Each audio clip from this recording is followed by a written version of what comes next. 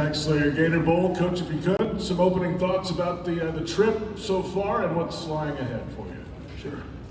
You know, it's just a great honor to be here today. I want to thank everybody with the Gator Bowl, the city of Jacksonville. It's been a great experience. I would be lying if I didn't tell you a very hectic one. It's not usually the way you get ready for a bowl game with 8 days notice, but we take it any way we can get it, and we're really, really happy about being here, excited about playing in the game. The players have had a tremendous time, and now it's time to play. We're looking forward to it. All right, we'll open it up for questions for the players or Coach Schiano. We've got a microphone, so if you hand up, we'll start here in the middle, yes. Name and affiliation, please. Thank you. Gary Spence, Florida Town Union. Coach, thanks for being here. At this point, can we assume that you guys are going to be okay from a health standpoint to play the game? Sure can. Okay. And second of all, looking back over the last 6 or 7 days, you talked about the hectic nature of this. If somebody told you this was going to happen, are you surprised that you were able to mobilize this quickly in retrospect? And maybe what does that say to the people involved in your program for the fact that you were able to do that? Well, that's exactly what I was going to say, is that I'm not surprised because of the people who work at Rutgers and the players that we have at Rutgers. When A&M pulled out of the game, jokingly, I called one of my guys that work with us and I said, hey, you want to go to a bowl game? Literally joking. Half hour later, he called back and said, hey, that may not be too far from the truth. And I called the people who had the departments. I said, can we do this? They said yes. I said, okay. And I reached out and asked a few of the guys if they want to do it, because I didn't want to be the only one who wanted to do it. And our players were great. Let's go, coach. And before I could get to them all, Johnny Langan texted me, Gator Bowl, let's go. So I know the Gator and emoji, these guys with the emojis. So I kind of got the feel, okay, they want to do it. And then we waited to see if we were going to be the team that got to come. Here in the front row on the left, we'll get you next, sir. Yes, good morning. Andrew Snarton, Status Network. This is a question for Julius Turner. We've heard of the notion of stay ready.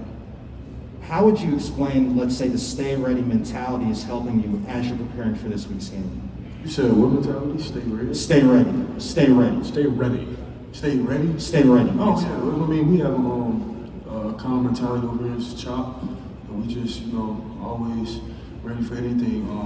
Like Coach said, I was surprised how you got everybody up here. Like during COVID, we've been through a lot, and it's been so much that we had to do and maneuver and work through. So I knew you guys were gonna have a plan. I knew you were gonna have us prepared to everybody else to get up here. So yeah, we ready and we chopping too.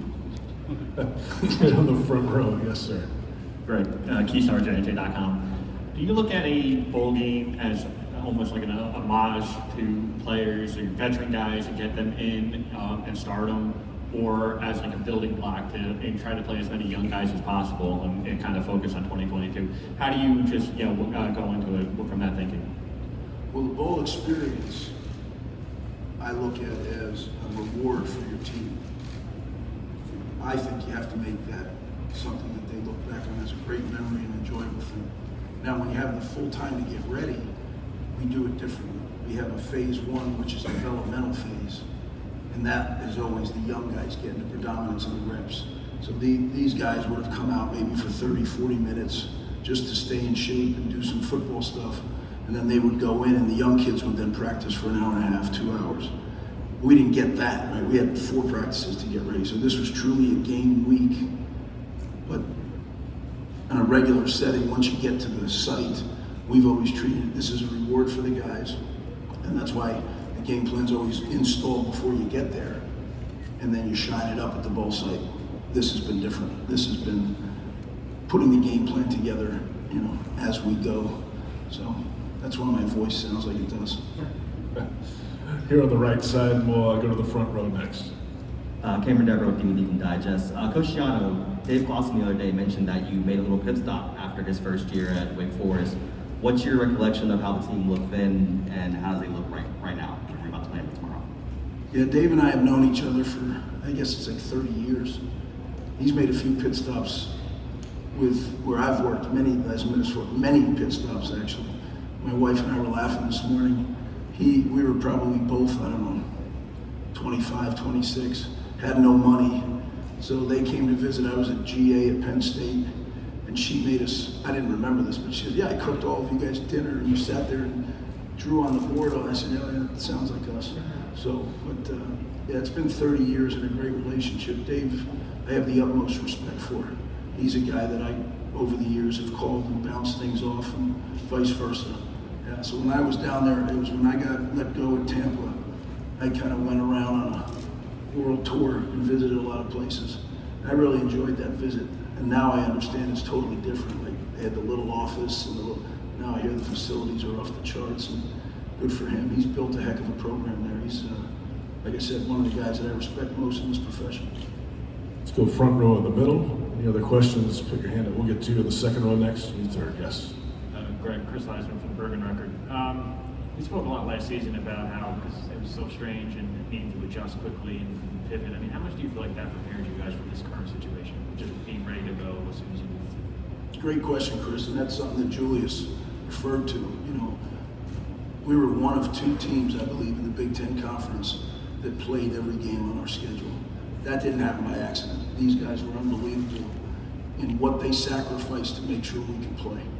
So that gave me great confidence that if they wanted to do this, like they wanted to do that, we would be able to get ready and get mobilized. Now, I understand the disadvantages, and we have a group that's been preparing and in football shape and all those things.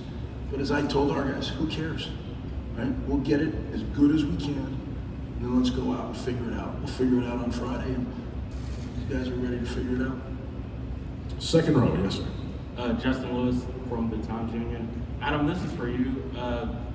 Could you talk a little bit about your schedule? I was at practice yesterday, and you said you were in Australia and just what it took to get you here. And then also, you're staying where the Players' Championship is, and I heard you say you stay up till 3 a.m. to watch that every year. Could you talk about that as well?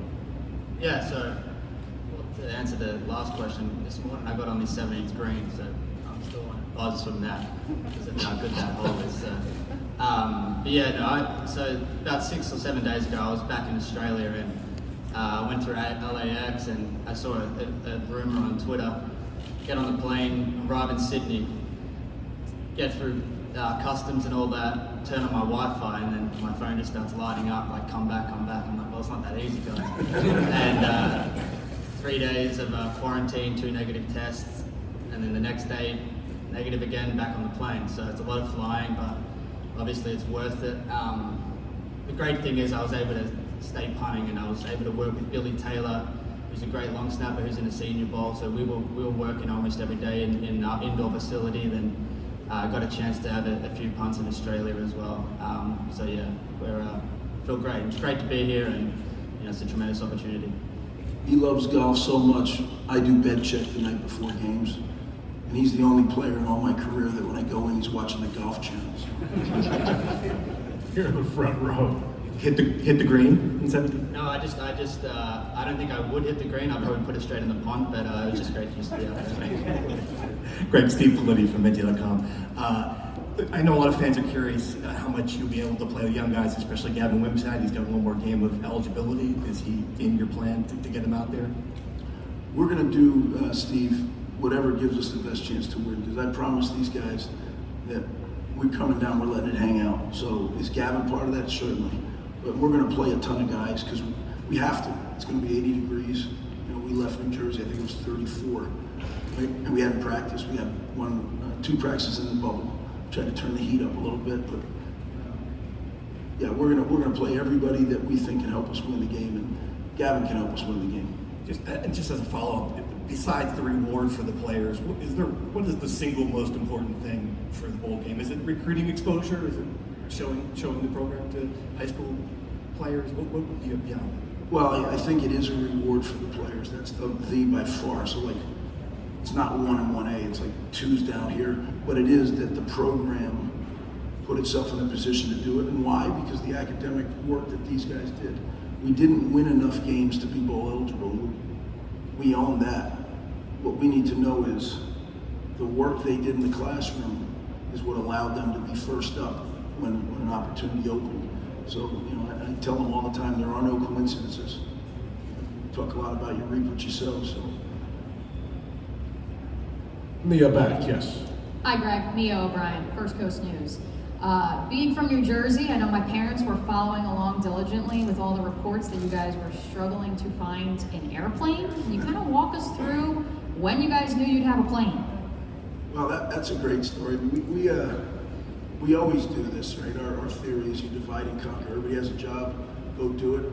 And, because our defensive coordinator left, my job kind of got harder. So I literally would see Will Gilkison, who is really runs the program. I don't know what his title is, senior something, but he runs everything. And I'd be walking past him in the hall, got one, and then he'd come back after the next meeting. They canceled, we can't do it. It wasn't obviously the planes, it was crew, it was staffing the planes. And finally we found one. We had to go on 2 different planes. So myself and a couple of guys and then the whole squad of players, we came down from Newark. But the rest of the staff came down. We had to drive up to White Plains to get the plane. And then we sat on the runway for 2.5 hours in Newark. And that was interesting. The kids were great though. They just kind of did their thing. But once we literally, when the wheels got off the ground, I looked, Gil was sitting next to me. I said, all right, this is official, we're going. So I didn't know if we would. There was a lot of very funny suggestions like, well, you can take a train. One guy wanted it, why don't we get a cruise ship in Bayonne and take it there? I said, do all those things, you got it. Love it. And then also, if you could just describe the emotions for you, not only having coached in Tampa, but then also recruited this area so heavily during your first tenure at Rutgers, the emotions for you coming here to Northeast Florida. Well, I just, I checked the weather right away. I love Florida. I think it's a great place. And I told these guys right away, I said, it's going to be in the 70s all week. And they've had a chance to enjoy it. I have not seen it, but my wife told me there's a bunch of guys at the pool and having fun. That to me is what it's about. It's a reward. So I'm thrilled for them. Here in the middle again, then we'll go here next. Yeah. No, Wake Forest has got a pretty good offense, pretty good quarterback. I'm wondering, I know you're watching defensive film, but what do you think of their offensive system? And do you see some opportunities against their defense, which gave up a lot of points for you guys to I'm not saying you got to get out there and try to match them, but what's the best approach against their defense when it is a little bit susceptible? No, Wake's got a great offense. They got a great team. I mean, they're 17th in the country. They deserve a lot of respect. And our coaches put together a really good game plan to take advantage of some of the things we've seen on tape. And we've been really working hard this week to, kind of knock some of the rust off, but at the same time being aggressive and being confident in what we do. We have a lot of banked reps this season, and we're going to rely on that. We're going to use that to carry us through a lot of the game, and we're going to try to maximize our opportunities while minimizing our risks. Got time for 2 or 3 more. We'll start here on the right. Noah, going back to the rust part of things, as quarterback, the most critical position on the field, what's it like spending almost a month off of football and still working out, but getting back into the rhythm of things, and how do you expect to go out there tomorrow?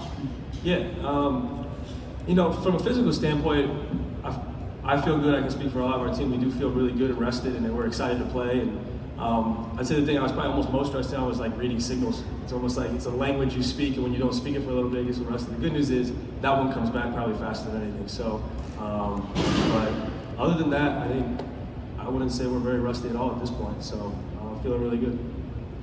We'll get one more here in the back. Yes, sir. Riley Platt for Rivals. Coach, I know Pitt and Rutgers haven't always been the best of friends, but in the ACC championship game, they really helped kind of expose some flaws, I guess, for Wake.